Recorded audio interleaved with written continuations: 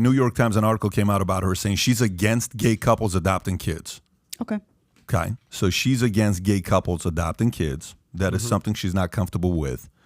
If that's anti-LGBT, then that's her position. She's not for gay couples adopting a kid. But she's also threatened basically to do away with same-sex marriages. This is not anything I really am like obsessed with at all. I'm not gay. This is not something that I believe in. But if people want to get married, that's on them. To each his own, Adam. Exactly, 100%. We're not going to judge you. But I'm just letting you know what she stands for. But the bigger message here, and this kind of will circle back to what our friend said in 2011 about being a financial speculator, is she said it multiple times that I want people to be an individual, not a number, right? And basically she's calling out what she calls as us being consumers or just labeled as consumers by these massive conglomerates and basically not being at the whim of financial speculators.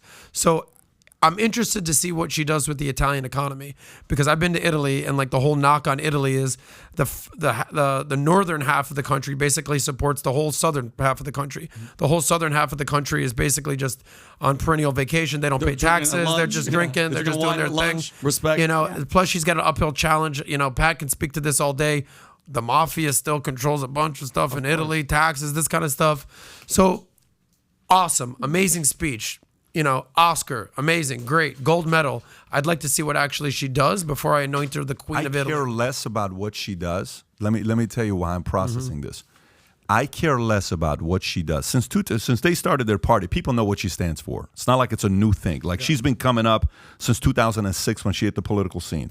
So since 2000, for example, people are going to know if, let's just say Jedediah runs in 10 years, right? Yeah. Let's just say she does. I mean, it's a candidate. It's a realistic candidate. We're talking Jedediah does something 10 years from now. Could happen. If she does in 10 years, people are going to know her stance since the meeting with Hillary Clinton.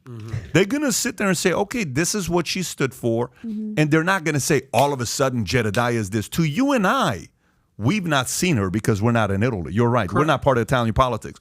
But for a person, a woman, to win prime minister, first ever to win, this tells you the fascists that they're talking about, the Republicans they're talking about, they don't care if the prime minister is a man or a woman, but they care that the values and principles that they believe in is protected by a leader. They don't look at her as a woman. I don't look at her as a woman. I look at her as a leader. Of course, she's a mother. She's a Christian wife. She's got all this stuff, Christian, but I look at her as a voice, as a leader. And the only thing you have to look at is, why is this message resonating today with the Italian people? Are they sick of what happened the last 2.5 years that they vote for somebody like this? Salute. More power to the people of Italy. Pat, quick question: How long is their term for those type of? I couldn't tell you. Did you know, Ty? I'm looking. Okay, because I'm curious. So, like, is it like 5 years? Is it 10? Like, how long was the last prime minister in there? Yeah, well, I mean, he'll pull it up. Okay. What's your question? What's your? You just want to do? Just curious. I want to know the term. If she stays, I hope she stays Pat, for a long just time. also, I mean, I think your question about why it resonates. I think it resonates because there's a huge void of this. There's a void of somebody who will do this. It takes a lot of courage and guts to do this, say these things. It resonates with people in Italy because all of those backward policies, which, by the way, we're now trying to institute in the United States, buried all of the Italian people. And they're like, no, I'm sorry. I want to be able to feed my family. I'm not interested in this nonsense. That's why it resonated with them. It resonated with people in countries like the United States of America because we're going the wrong way.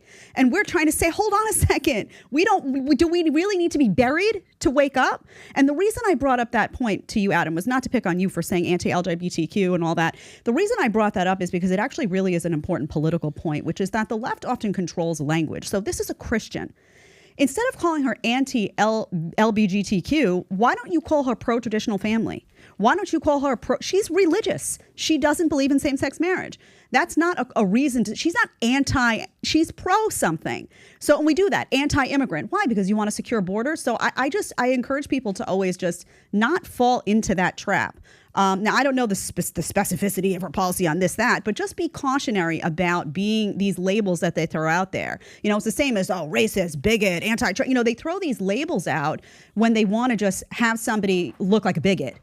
Instead, she has her own set of values. She has her own set of things she believes in. She's religious. There are people religious all over the United States, by the way, who don't believe in same-sex marriage, not because they hate gay people, but because they're religious. And they're looking at the Bible. They're not bigots. So just be careful with accepting the language of the left because it's meant to stigmatize. So if you like this clip and you want to watch another one, click right here. And if you want to watch the entire podcast, click right here.